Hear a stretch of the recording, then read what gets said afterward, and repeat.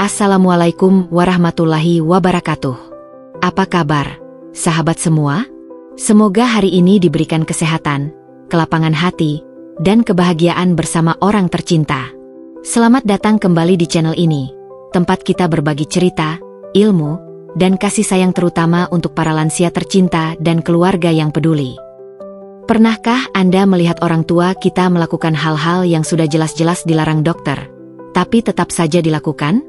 Mulai dari makan sembarangan, berhenti minum obat, hingga minum jamu yang katanya turun-temurun?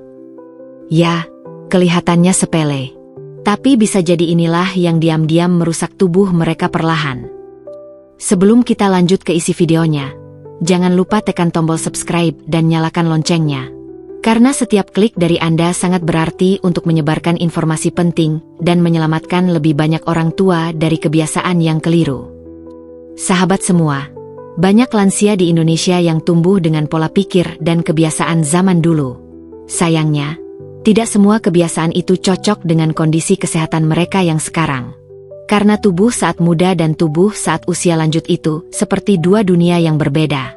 Yang dulu kuat, sekarang jadi rapuh. Yang dulu tahan, sekarang jadi sensitif. Masalahnya, tidak semua lansia mau menerima saran dokter. Mereka masih percaya pada kebiasaan lama dan merasa sudah tahu apa yang terbaik. Tapi tahukah kamu, 3 kebiasaan ini sering menjadi penyebab utama memburuknya kondisi kesehatan mereka? Dan sayangnya, masih sering dilakukan. 1. Menghentikan obat tanpa izin dokter. Banyak lansia merasa bahwa mereka lebih mengenal tubuhnya dibanding siapapun, termasuk dokter. Maka ketika gejala seperti pusing, nyeri sendi, atau sesak napas sudah reda, mereka sering berpikir bahwa obat yang diberikan dokter sudah tidak diperlukan lagi. Sudah nggak kerasa apa-apa kok, ngapain minum obat terus-terusan? Begitu kata mereka. Padahal, banyak penyakit kronis seperti hipertensi, diabetes, penyakit jantung, atau kolesterol tinggi tidak menunjukkan gejala yang jelas. Obat-obatan yang diresepkan dokter umumnya bukan hanya untuk meredakan gejala, tapi untuk menjaga kestabilan fungsi tubuh dan mencegah komplikasi serius. Kebiasaan menghentikan obat tanpa izin dokter bisa menjadi keputusan fatal. Misalnya, penderita hipertensi yang merasa sudah normal dan memutuskan untuk berhenti minum obat bisa mengalami lonjakan tekanan darah tiba-tiba. Dalam kasus yang lebih parah, hal ini bisa menyebabkan stroke, serangan jantung, atau bahkan kematian mendadak. Cerita nyata datang dari Pak Ahmad, 70 tahun, pensiunan ASN yang selama ini rutin mengontrol tekanan darah dan minum obat. Suatu ketika ia merasa sehat selama 2 minggu dan memutuskan berhenti minum obat. Sayangnya, 3 hari kemudian ia mengalami pusing berat, disusul dengan mulut mencong dan tidak bisa berbicara. Ia terkena stroke ringan dan harus menjalani fisioterapi berbulan-bulan untuk memulihkan kemampuan bicaranya. Anak-anaknya kaget, karena sebelumnya Pak Ahmad tampak sehat-sehat saja. Ternyata, beliau tidak jujur pada anak-anak maupun pada dokter bahwa ia berhenti mengonsumsi obat. Nasihat dokter, kita minum obat bukan karena kita sakit terus, tapi agar kita tetap sehat. Tubuh manusia, apalagi usia lanjut, perlu dipantau dan dijaga, bukan diuji coba sendiri. Cara mencegah ini, bangun komunikasi yang hangat antara anak dan orang tua. Dampingi saat kontrol ke dokter. Bantu menjelaskan secara perlahan bahwa menghentikan obat tanpa izin itu seperti melepas rem mobil saat di turunan. Gunakan pendekatan emosional. Pak, Bu, kami sayang sama kalian. Kami nggak ingin kehilangan. Obat ini bukan hukuman, tapi penjaga agar kita bisa terus bersama. Kebiasaan kecil seperti menyusun jadwal minum obat, memberi tempat obat yang terorganisir, dan mendampingi setiap 2 atau 3 hari bisa sangat membantu lansia untuk disiplin. Ingat, sekali komplikasi datang, menyesal pun tak akan bisa mengubah apa-apa.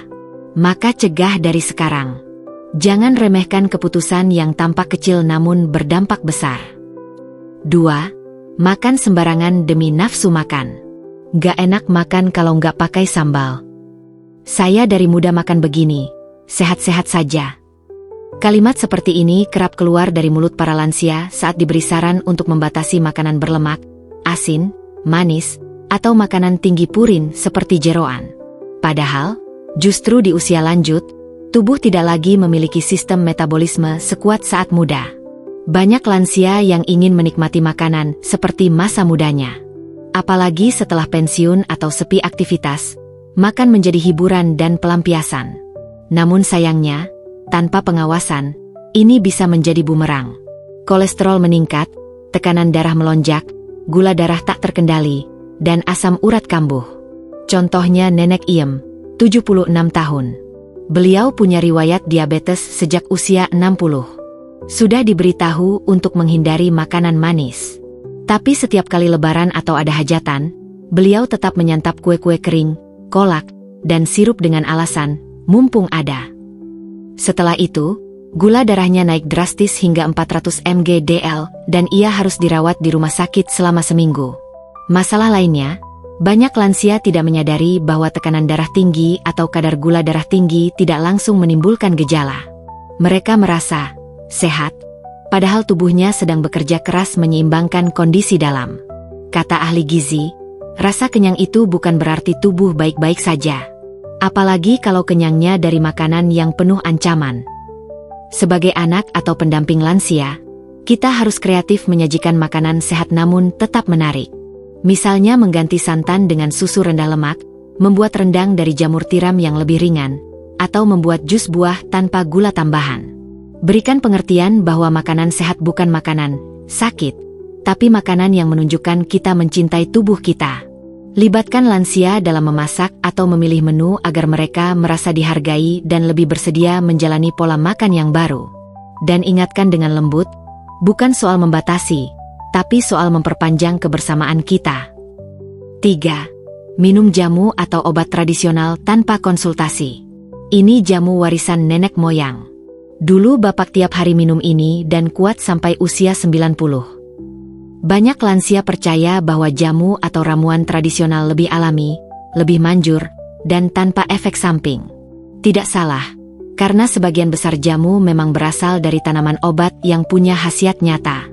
Tapi masalahnya muncul saat jamu diminum bersamaan dengan obat dokter tanpa konsultasi, atau dikonsumsi terus-menerus tanpa tahu kandungannya. Sebagian jamu mengandung zat aktif yang bisa berinteraksi dengan obat medis. Misalnya jamu pegal linu yang ternyata mengandung steroid sintetis. Atau jamu pelangsing yang mengandung bahan pencahar kuat. Dalam jangka panjang, ini bisa merusak hati, ginjal, bahkan menyebabkan ketergantungan. Kasus Bu Nani dari Semarang, 68 tahun. Ia rutin minum jamu racikan pasar tiap hari karena merasa badannya enteng dan tidak cepat capek. Selama berbulan-bulan ia merasa bugar. Tapi kemudian muncul keluhan nyeri pinggang, lemas, dan pembengkakan. Setelah diperiksa, ginjalnya rusak. Ternyata jamu yang ia konsumsi mengandung kortikosteroid dosis tinggi. Nasihat ahli farmasi, obat alami tetap harus diawasi. Bukan karena alami lalu bebas risiko. Bahkan air putih pun jika berlebihan bisa membahayakan tubuh. Solusinya bukan melarang secara keras, tapi ajak lansia berdiskusi. Tanyakan jamu apa yang mereka konsumsi. Cek apakah jamu tersebut bersertifikasi atau dari penjual terpercaya. Dan yang paling penting, konsultasikan dengan dokter. Berikan pemahaman bahwa dokter tidak menolak jamu, tapi ingin memastikan semuanya aman. Boleh minum jamu, tapi jangan abaikan obat dokter. Dan jangan percaya pada klaim instan, dalam 3 hari sembuh total. Kesehatan itu bukan sulap. Ajak lansia untuk melihat kesehatan sebagai perjalanan, bukan tujuan instan. Bimbing mereka agar sadar bahwa tubuh mereka kini butuh perhatian lebih besar, bukan sekadar mengandalkan tradisi masa lalu. Dengan pendekatan yang lembut dan penuh kasih, kita bisa menyelamatkan banyak lansia dari risiko besar yang tak mereka sadari. Karena cinta bukan hanya soal mengizinkan, tapi juga soal menjaga dan melindungi. Sahabat semua, mencintai orang tua kita bukan hanya dengan memberikan makanan enak atau tempat tinggal nyaman. Cinta yang sesungguhnya adalah memastikan mereka hidup sehat, bahagia, dan tidak menderita karena kebiasaan yang keliru. Kalau Anda melihat 3 kebiasaan ini masih dilakukan oleh orang tua, bicaralah dengan lembut. Jadilah pendengar dan pendamping, bukan sekadar pengingat. Karena bagi mereka, perubahan bukan hal mudah. Tapi dengan cinta, kita bisa menjadi alasan mereka bertahan lebih lama. Terima kasih sudah menyimak. Jangan lupa like, share, dan subscribe. Sampai jumpa di video berikutnya yang tak kalah penting. Wassalamualaikum warahmatullahi wabarakatuh.